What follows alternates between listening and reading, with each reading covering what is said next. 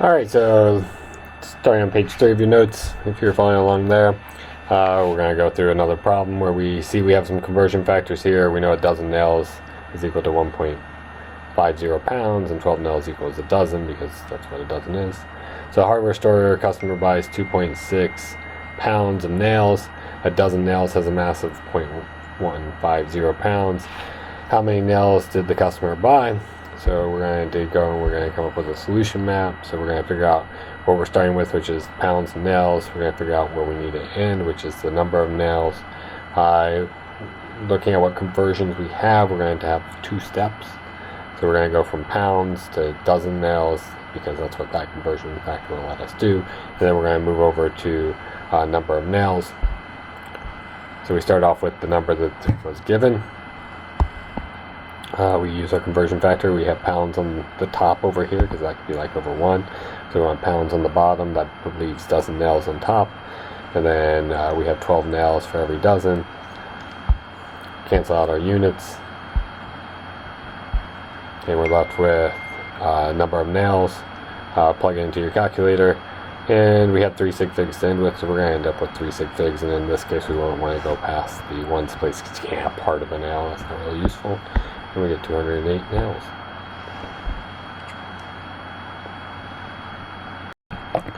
So just like we count nails by the dozen, we can count atoms by like a mole, and we use this really huge number called Avogadro's number. Called Avogadro's number because atoms are really small. So 1 mole of atoms or molecules is equal to 6.022 times 10 to the 23rd. That's just what a mole is. So if we're dealing with atoms, 1 mole of atoms would be equal to 6.022 times 10 to the 23rd. But if we're dealing with molecules, 1 mole of molecules is equal to 6.022 times 10 to the 23rd molecules. And it really could be any object. It doesn't have to be molecules or atoms, but if we're going to deal with small things, it could be ions or formula units. We could actually have a mole of cars, which would be way bigger than like the Earth, so maybe not. But it's just a number. And it's called Avogadro's number, which is 6.022 times 10 to the 23rd. You should know that one. Ooh, that's funny.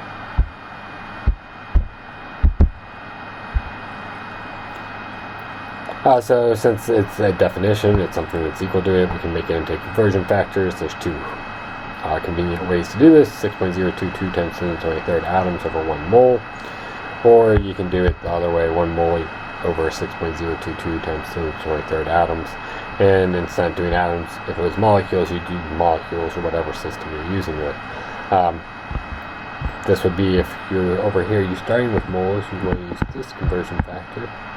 If you're starting with like atoms, you'd want to use this conversion factor because you'd want your units to cancel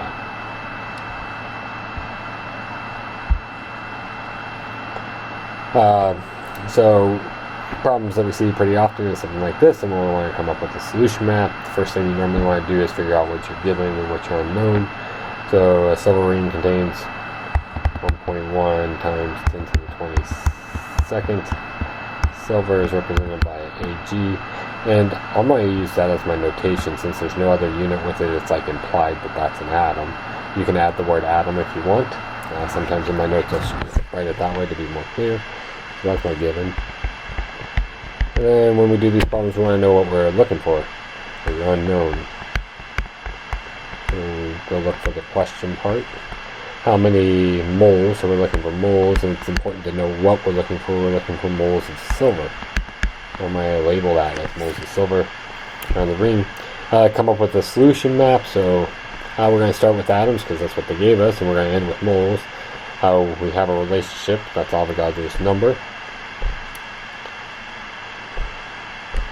That's all I know. The 1 mole equals 6.022 times 10 to the 23rd atoms. We're going to go and we're going to put in what we know, which we always start with what we know. We're going to multiply by 1 over 6.022 times 10 to the 23rd because that gets our units in the right place and the atoms cancel out. And then we put that in our calculator. We do sig figs. We get 1.8 times 10 to the negative 2 moles of silver. Feel free to go back and watch that again if it doesn't make sense. And then lastly, we should try to figure out if our number is realistic. So this number was smaller than Avogadro's number, so we should expect a number that's less than 1. This is 1.8, but it's times 10 to the negative 2, so that means it's less than 1. And so that answer makes sense. A piece of lead in a pencil contains 0.023 moles of carbon atoms, so this is a confusing problem because we see lead, which is not what we're talking about. We're talking about pencil lead, which is graphite, which is actually made out of carbon atoms. But they gave us some information about it, 0.023 carbon atoms, moles of carbon atom. Now that's our given. Our unknown is what we're going to need to figure out about. So we want how many atoms. So we just want carbon, or you could put carbon atoms. The C is telling me it's an atom because there's only one thing there. So we're going to come up with the plan. We're going to go from moles to atoms. Means we need Avogadro's number.